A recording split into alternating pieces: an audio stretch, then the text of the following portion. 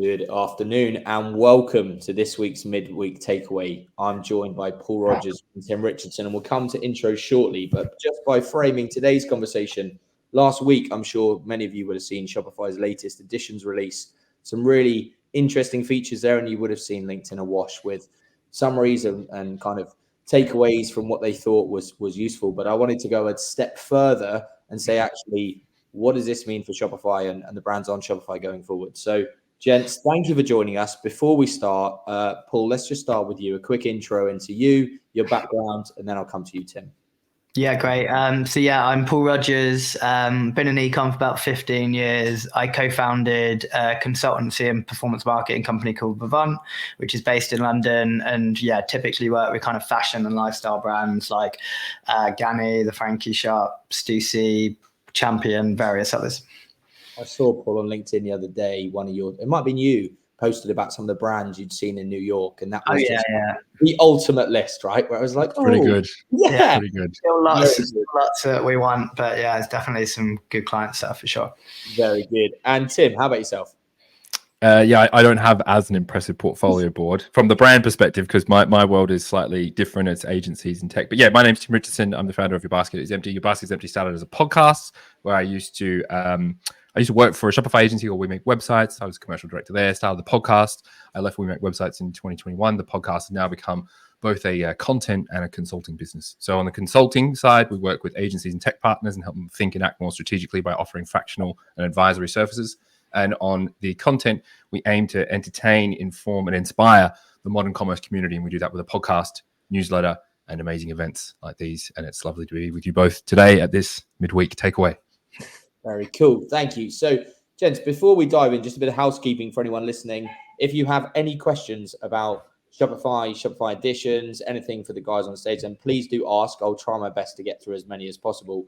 But Paul, I'm going to start with you. In terms of Shopify Editions last week, as a kind of overarching summary, was there anything that really stood out to you and you thought, blimey, this is something that we really need to get our teeth stuck into? Yeah, definitely. Yeah. So I guess just to set the scene a little bit as well, as I mentioned to both of you before, so I actually haven't seen Editions, but I went to like a little preview event that they did for some partners around NRF. And I'm pretty sure that the announcements were the same and we had signed NDA at the time, but I haven't heard people talking about some of the areas. So I'm just going to talk about it and hope for the best. Good disclaimer there, mate. Good disclaimer. Yeah. So if you've got any lawyers in the audience, please raise your hand now. Yeah, so it should be fine. So the catalog one's a big one. So I think you've talked a little bit, or one of your questions around the variant limits, which has been talked about a lot. But I also think things like attribute sets, which is something, and just generally kind of framing catalog in a much better way, I think is a big move in the right direction for them. Like historically, I think, coming from tags to then moving meta fields into kind of the core of Shopify as like a first party citizen, and then, introducing meta objects, it was like slightly more confusing than some of the other platforms out there. And then now it feels like they're moving to proper attribute sets, and just making it all a little bit more concise. So I think that's a good one that's kind of being ticked off as Shopify kind of moves up market and tries to remove kind of friction. I mentioned a second ago around kind of improvements to, or I guess I've heard it called Online Store 3.0, but some of the kind of more visual editing, like low code level kind of CMS features. And I think there'll be a lot more of that coming this year in terms of, features around managing content. So like campaign level stuff, scheduling, all of that kind of stuff. So I think that's definitely heading in a good direction. Performance monitoring, definitely improving. I think the initial benchmark was fine, but it's a bit more granular now, a bit more in line with core web vitals. I've seen various examples of people gaming the previous benchmark. So I think that's definitely becoming more useful. Various little features around things like pause, which I think help it to move or become more relevant to bigger, more complex multi-channel brands. Subscriptions is a big one, but I'm sure we'll come on to that. B2B is a big one, but we'll come on to that. And I think the only other one, I guess, is maybe the order management piece. I think there's been some big friction points that are being chipped away at. So 3 biggest reasons you would have multiple instances in Shopify would be the payouts, which they've openly said is coming this year, business entities, which is expected to come this year. And then for me, actually just as big was the not being able to assign an inventory location to a market, but that one's been ticked off. So and I think that's it is readily available now. So that's actually a good win. Whereas things like the variance limit isn't available yet. So yeah, and then things like store credit, but yeah, loads, to be honest. Like, as always, there's just so many different things that, yeah, kind of are massive. So yeah, definitely moving in the right direction. I just love watching Tim's face as you were going through. I was like, this guy's got nothing to go at. You've literally covered every single point. Well, I was worried about that, but I've left some pieces. So, Tim, like, try and add to that if you can. I would wager the number one rollout feature was the keyboard, which Paul didn't mention. So Shopify keyboard, right? Come on. No, yeah, I definitely echo what Paul said. I think some other interesting things were, which we'll probably get onto. I think the AI search thing is kind of interesting. I actually think it's an interesting topic because I'm curious about search more broadly, not just in the context of Shopify, but like, how does it affect Google? There's a cool thing I saw the other day. It's called Arc. And so it is sits in front of your browser and is an AI-powered search bot thing, right? So basically it replaces Google, Google search. That's the idea. But like, what does search look like in the future? Because the thing with search at the moment, right? Like, okay, so Google have totally got a monopoly on it, right?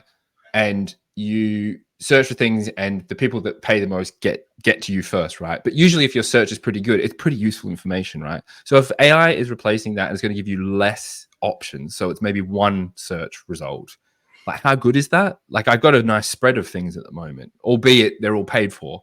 And then I wonder, like, are they going to start, like, is it going to be AI-powered advertised search? So is it just going to like end up being the same thing, but just powered by AI? I don't know. Anyway, getting back to Shopify search, I do think that's an interesting area and not dissimilar to subscriptions and some of the other features that they're rolling out.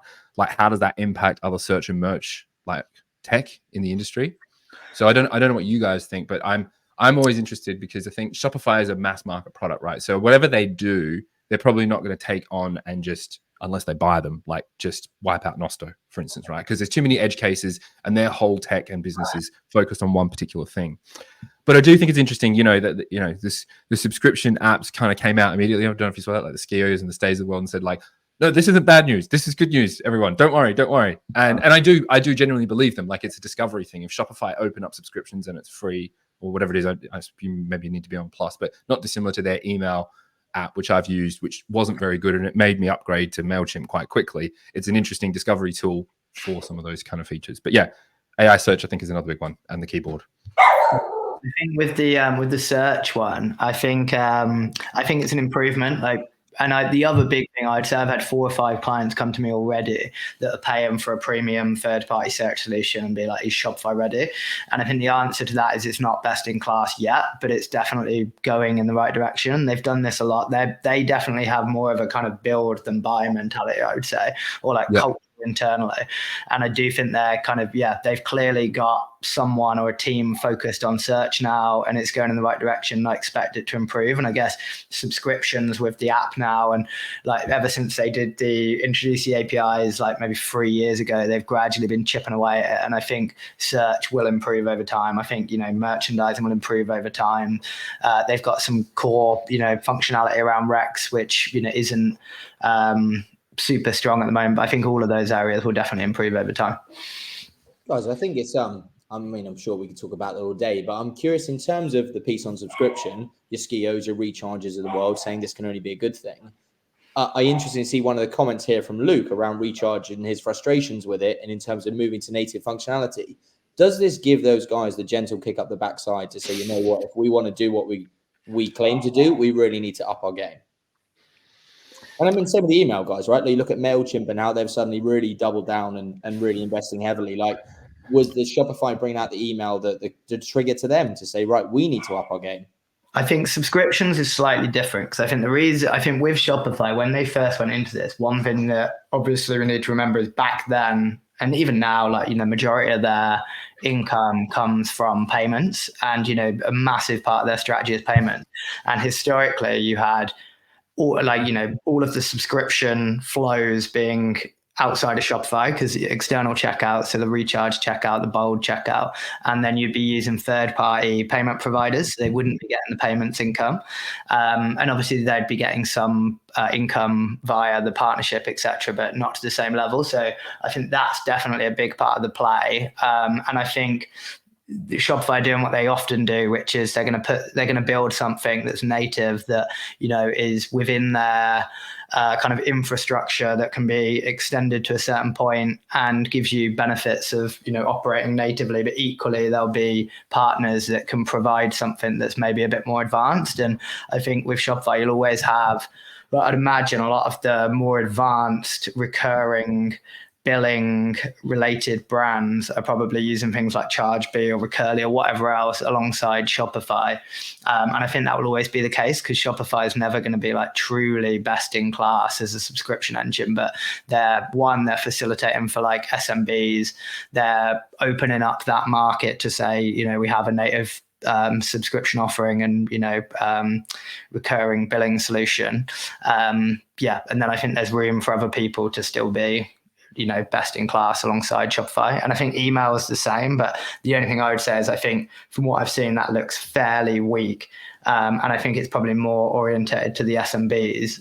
But it'll be interesting, because I posted around this earlier on LinkedIn around, I think Shopify is trying to be essentially like master for more areas, or like the system of record for more areas. And I do think Shopify will eventually get to a point where they will house a lot of customer data that they don't at the moment. And I think that ties into the segmentation and, you know, various other things they're doing. And then I think at that point, suddenly email might be a lot more viable or play a bigger role.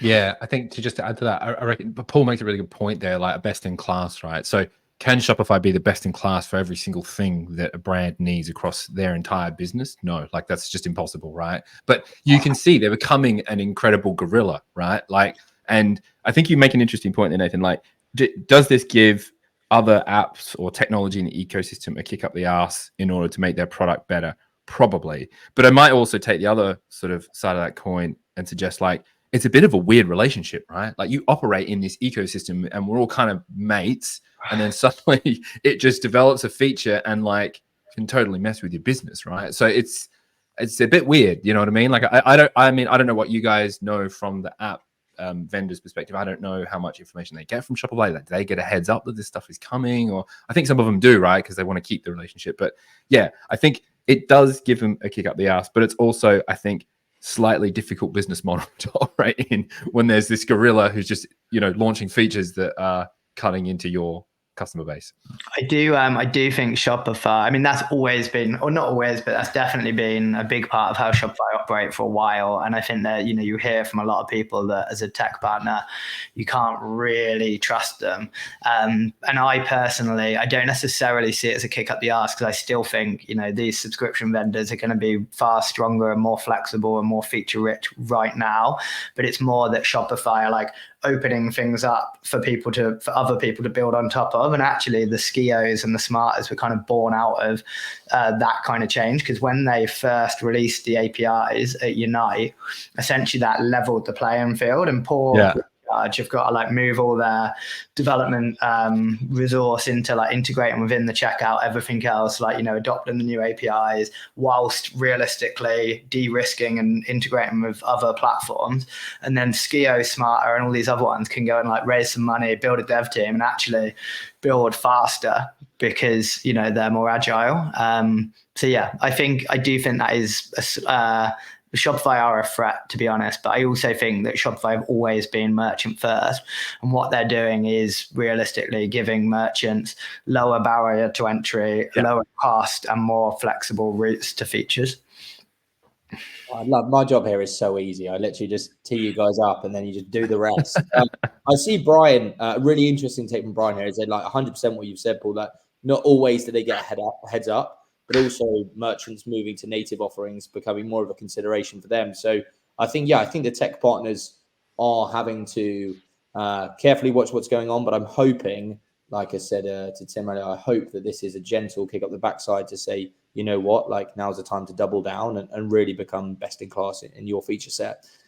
Luke mentions about payments and Shopify payments and WorldPay and other competitors, and they've just launched a new WorldPay app, I see.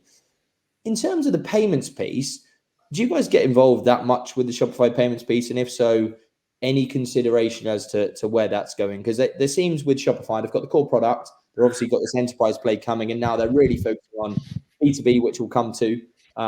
Certainly looking at POS and what they're doing there with the retail offering. But payments is that other string to the bow where so many brands we're working with have maybe got payments in store, but online, but not necessarily in store. Where do you see them going with this payments piece? Yeah, so I think payments, we get more involved than I would like. And I think has been a confusing area for lots of people for a long time. So I think Shopify right now, I think historically they probably had like equal focus on, core SMB and mid-market, and then maybe kind of like trying to move up market. Right now it feels like it's like 75% enterprise. And the team are like overpowering other parts of the business when it comes to like, building for the enterprise.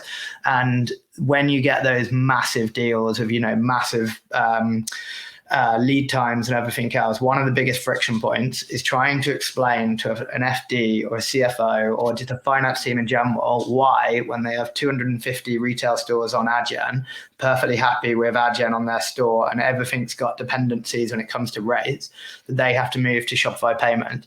And then also understanding the complexity around pricing between the two payment providers, because the way that their proposition are very different, and like the way, like the nuance around card types and interchange fees and everything else is so different. So I think what Shopify are trying to do now is build commercial relationships with the payment providers in the enterprise and then allow them to operate within the ecosystem. But they'll still be monetizing it, I would imagine, very favorably. But I do think that massively reduces friction. And the other super smart thing they've done with payments is they've reduced the cost of Shopify payments at enterprise. So that's one massive fight that doesn't need to happen. And then they've increased the license fees. So I think payments wise, it's like great. If someone's happy to, they'll move to Shopify payments. They don't have to worry about losing money against Adyen or whatever else. And there's less of a 6-week cycle around debating on that side. And then the fees are slightly higher, but equally still much lower than most of the other competitors.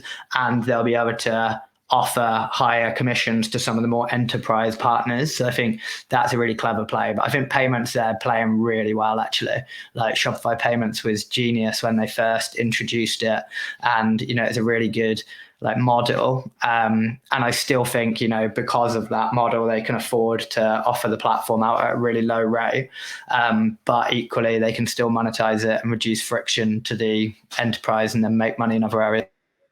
Yeah, but Paul mentioned it before, like it's no getting away. They're a payments company. I think what's interesting around some of these other developments are, I would say there's a ceiling on that at some point, right? Like the payments engine, in terms of their own internal revenue has obviously gone crazy, but there will be a point where that starts to tap out. I think one of the other big developments on payments, which is super smart, is Shop Pay everywhere, right? So you can just use it. And I mean, I know they commissioned the report. Who was it? Was it Goldman Sachs or PwC or whatever? I said it was like the best checkout in the world. But as a consumer, it is a great experience. It is an amazing experience, right? And like being able to do that everywhere, and I can have a stack that's got whatever else in it, and I can use that particular function of Shopify. Like that's really smart. My understanding was that's a feature that happened or rolled out previously, right? Because it got announced in these editions, but I don't actually think it happened now, right? I think that it was rolled out previously, but there weren't any big brands using it. And then Everlane launched it, and I think they've kind of relaunched it a little bit. Nice. See,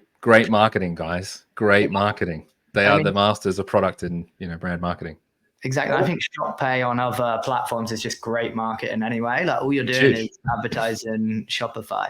One thing that I do think is quite interesting in that space though, because Shop Pay, one of the reasons it's so performant and the numbers are so good, like for some unknown reason, no one else has proactively pushed an express payment method on a merchant before based on knowing the details. So I think that's genius, but Stripe are now doing it, and then PayPal are now doing it with other platforms. So I think that kind of balances things out a little bit. And then, PayPal should have done it pre-Shopify really, and they should have sewn up the market. But yeah, I do think payments around Shopify is a really interesting area. Thank you, guys. Yusuf, just to answer your question, yes, this will be recorded and we will share it with everyone afterwards. So please, if you need to dash, please do so. But please do keep your questions coming, folks. We've got about another 20 minutes with Tim and Paul, and already we're diving into some great topics. Gents, I'm keen to, Tim, I'll start with you this time, really around Shopify POS and the whole retail offering. I don't know how much exposure you have to it, but I'm just curious, is like, this seems like very intentionally where Shopify are going. They talk a lot about commerce everywhere. In terms of the updates, there was some updates around POS, but also some of the pieces I almost felt a little bit cheated, because I was like, oh, this has already come. This is already out. Or you've already talked about it. So that doesn't feel net new to me. In terms of the POS play, what really stuck out to you? And where do you think, more importantly, where do you think Shopify is heading when it comes to this retail side of things and the offline piece? Yeah, so I mean, so much to unpack there. So first off, it is genius marketing. Let's not forget that. Like adding in these features in a bigger rollout. So what? It's only 65% net new, but it sounds like it's 100% net new. Fucking genius. Well done, guys. I'm like, it's insane. So yeah, kudos to them.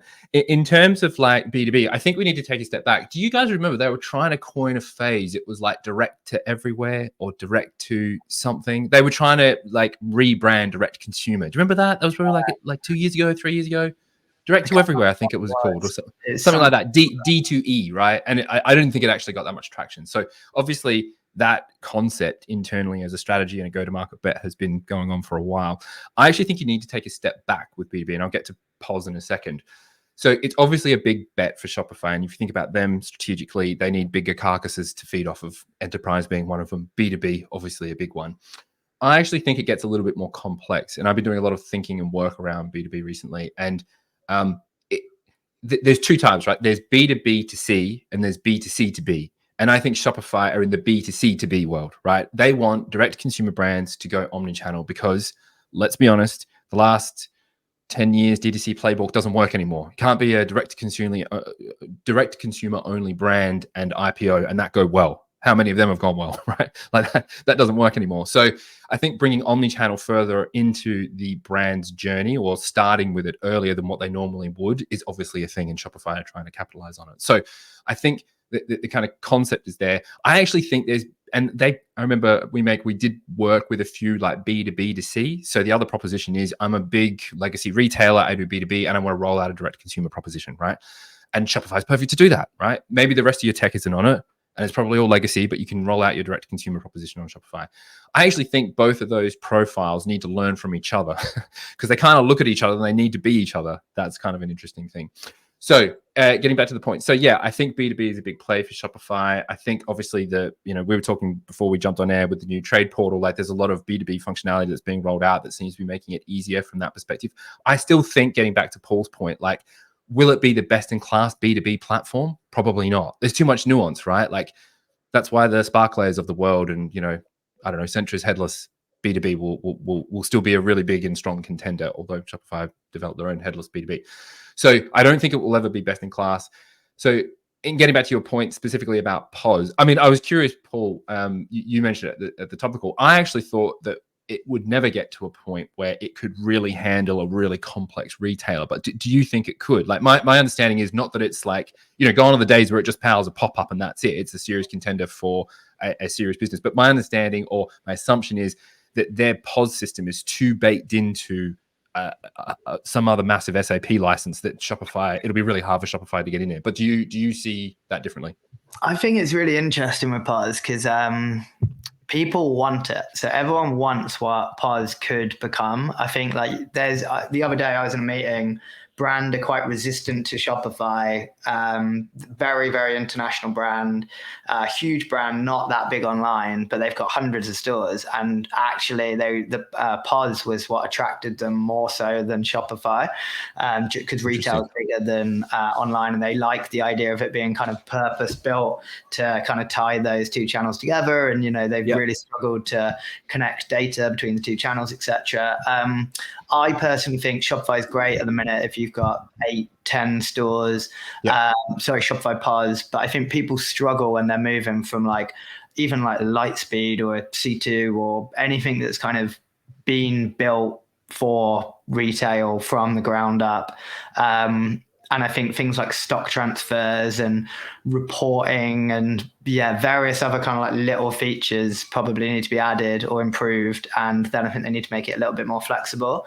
But I do think, I hope that it really strengthens, because I think it's amazing for the right retailers at the moment. And things like, multi-channel gift cards, multi-channel store credit, which is available now since Editions, multi-channel, or like even a single customer view. Like, it's amazing to get that straight away. But like you said, this probably doesn't scale at the moment, but I think it will. And, they're chipping away at it. And then I think B2B I find really interesting. So I think there's two sides that they're attacking, which you kind of alluded to. So I think our average client will put, 25, 50 million through Shopify, but they'll be putting probably more or a similar amount through like a Jaw or a New Order, which is just sat over here. And essentially they'll just have like a base, very usable B2B or like volume ordering orientated front end theme, and then they'll just have a series of features behind it, and they'll just kind of add their different price books and volume breaks and everything else,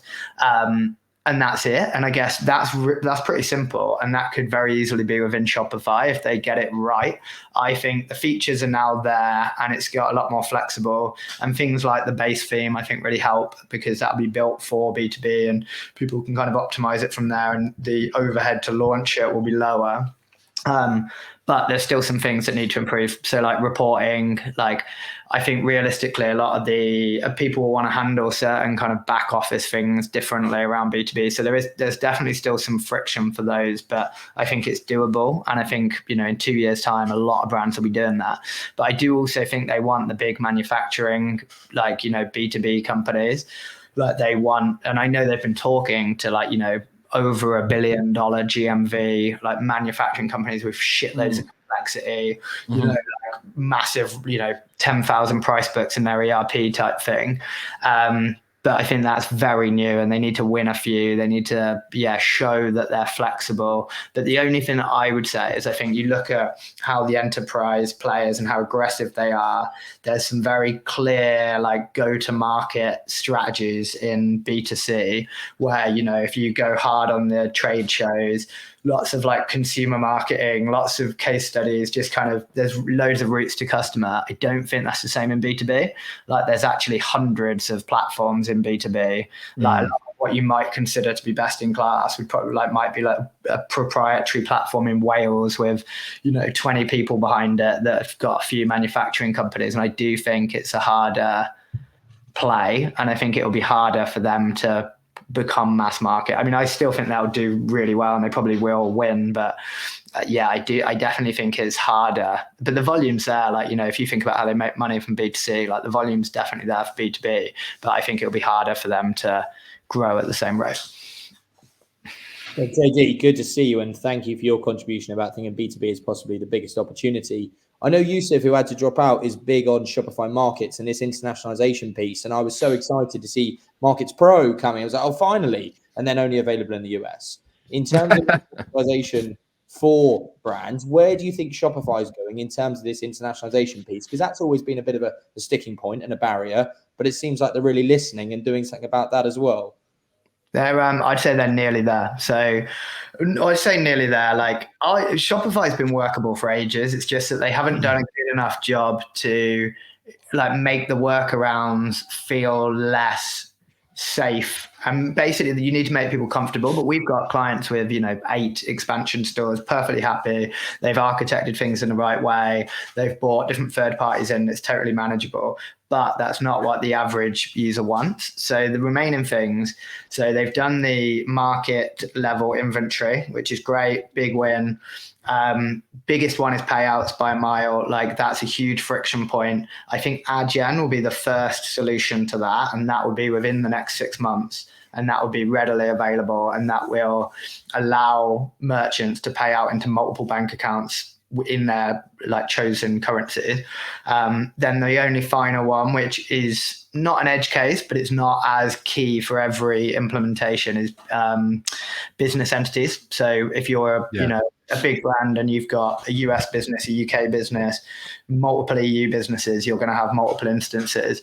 But again, that will be ticked off soon. The only other thing I would say is there's still some work that needs to be done around, like, for example, like one, making the ecosystem entirely compatible with markets, but I think that's underway. So if you wanted to, manage search at market level and merchandise slightly differently, etc., like most of the vendors don't yet support that. And then the same applies to merchandising. But again, I don't think it'll be too long, but the speed at which they're improving on the international side is crazy. And Oh, Paul, I just lost you there. Tim, while we... Sorry about that. Yeah, this mic that I thought was going to help me become more is actually 100. But yeah, I think where I was going with that is so other platforms might be slightly stronger overall functionally, like Salesforce right now, but it's also going to cost you a lot of money to launch in a new market, maintain a new market, whereas Shopify, it's all configuration. So there's pros and cons to how it works at the moment. Tim, anything to add from your side in terms of internationalization, or do you think Paul is a... Well, I mean, Jesus, he's a wealth of knowledge, isn't he? Yeah, it's pretty hard to compete with that. And I think one of the interesting things that Paul said there, I think it's somewhat of a perception thing. I totally agree. I think doing international on Shopify has actually been easier than people think for a very, very long time. Like I remember 5 years ago, we'd be working with brands with huge international footprints. That was the whole thing of We Make Websites. We rebranded to the Shopify Plus agency for international brands. Like we literally, our go-to-market was that, because we realized that Shopify as an international platform, it had its quirks, but it was doable, right? And it's obviously just, gotten better and better since then. I think the merchant of record thing that Paul talks about, I think that's probably an interesting kind of next step and to see where they go. I'm sort of know the guys at Reach. I know that they sort of provide that thing at the moment, and that's a bit of a, a potential win for them.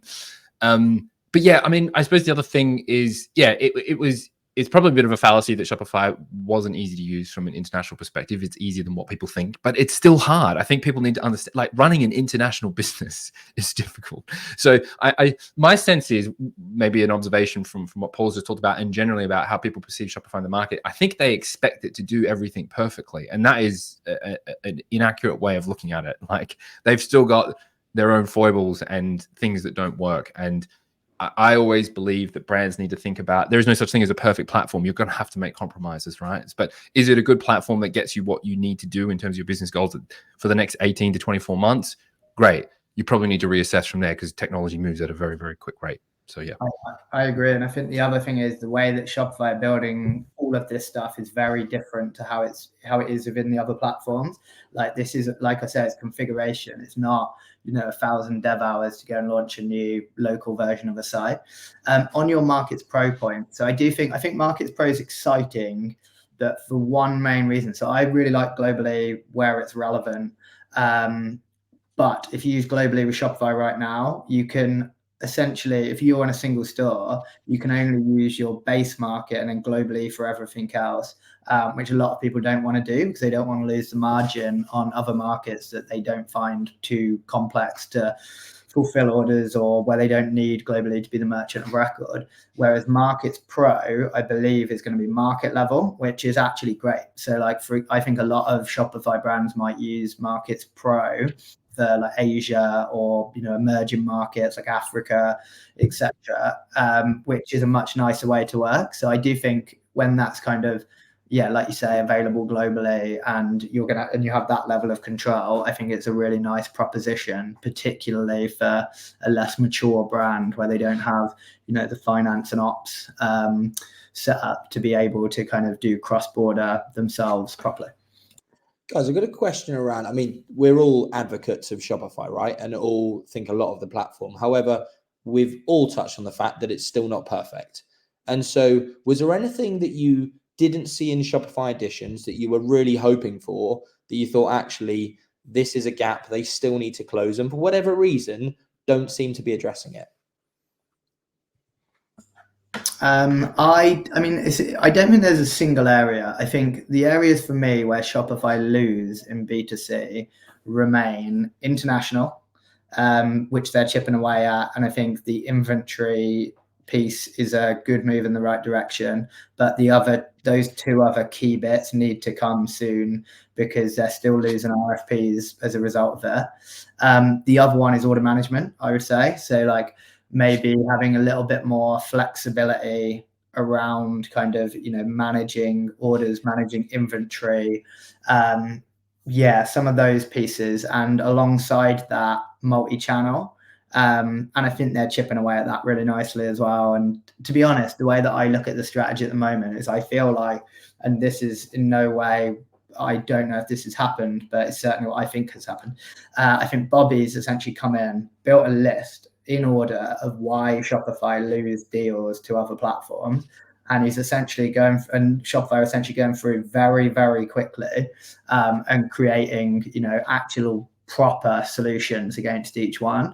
And obviously the biggest ones are payments and some of the international stuff. But like when you look at the roadmap, it's like the speed they're getting through all the kind of barriers and friction points is just crazy.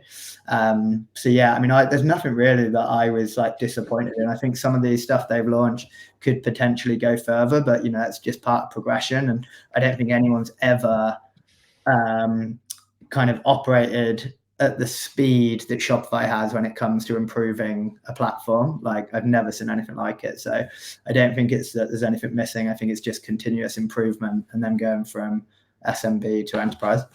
Well, just one building on that. I mean, the roadmap piece and the speed of change is something that never stops to amaze me, right? I just think it's absolutely incredible. And I've never seen any platform even get close.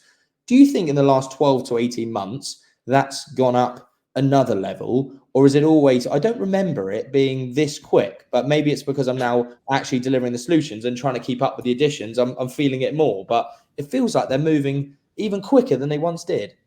I feel like if you were to look at, I don't know the date that Bobby joined or like that enterprise team kind of got into Shopify, but I feel like from that point, like resource has almost been shifted.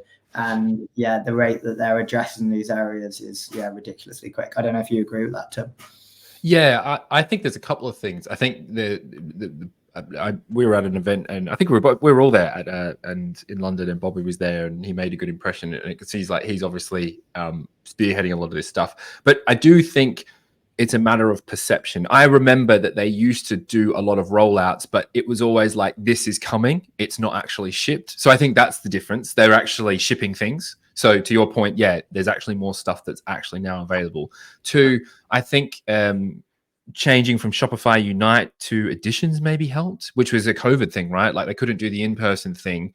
So therefore they've gone virtual. Now, I assume that probably helps. Like if you don't have to do like think about the organization within that company to do a massive event like that every year, you're doing that virtually. Well, where does all that money and resource go? Into shipping the products, right? So I don't know how much of that has impacted it, but I definitely agree with you. I think that they have definitely increased the rate at which they ship products. Getting back to the point about like, what are they missing? I totally agree with Paul. I don't think they're missing anything. I think taking a step back, not that they've got a risk, but I do see the point that people make that like, what about their positioning? Do you know what I mean? They're sort of going in between enterprise and then the sort of the positioning and the messaging for, arming the rebels is sort of slowly dying. I'm getting that sense, right? Like, so, and that's totally fine. As a company, as a strategy, you're kind of like pivoting away from one customer base to another. And I do believe, and I've talked about it in my newsletter, like I think they can cater to all three segments or four segments of the market. I think that is possible. Loads of other big tech do it. But I suppose within that, there is a challenge, and that is both a perception thing because we're all, like looking at it from the outside going, hey, they can't do this. And we're all very tribal. And a lot of people like to take pot shots at them. But I do wonder internally, how do they grapple with that concept, right? And how do they think about that strategically, both going for an enterprise, a large, a mid-market, and then the kind of startup space?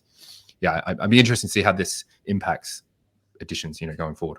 I still see that as, I completely agree. I think even in Editions, there are features that kind of almost slightly contradict each other. So like that kind of OS 3.0 piece and moving more towards visual editing kind of moves away from bringing in the Accentures to do large projects. So I feel like I completely agree. I do think they're managing to do it. And I also think in terms of marketing, it feels like they're doing and going to do a lot more like enterprise level marketing. Like, I think we'll see them on TV ads. Like, I think we'll see them kind of operating more like a Workday or a Salesforce, like, sponsoring all the big events and everything else. So yeah, I feel like they're still trying to do both for sure, but at the minute it feels like they are kind of progressing with both. And I also think because one of the biggest blockers for them, like when they first did components, it was, I feel like Mac and the composable movement was a threat to Shopify. And actually so many CTOs were like, okay, we need to go Mac, we need to go composable. That's, on our agenda because that's what everyone in our space is doing. And so they introduced components. And then now I feel like they've kind of got into that space, and then it feels like they have built a solid, because like I used to go into meetings all the time and be like, you should look at Shopify, and they'd be like, no, it's for people in bedrooms. Whereas I do think now they've actually managed to build an enterprise proposition, and the introduction of professional services is part of that. Some of the pricing changes is part of that. They're building relationships with Google Cloud, with Bloomreach, with Manhattan, like all the top enterprise companies that you'd want to be in bed with if you're going true enterprise. So yeah, I mean, I completely agree with what you said, but equally they do just seem to be smashing it somehow. But yeah, I think we all probably agree that as much as there's areas for improvement, I think they will probably win in all three areas, to be honest. Yeah, agreed. Gents, thank you. Thank you so much. That was the quickest 40 minutes of my life. There was so much knowledge, and I can't wait to get this recording sent out to people as well.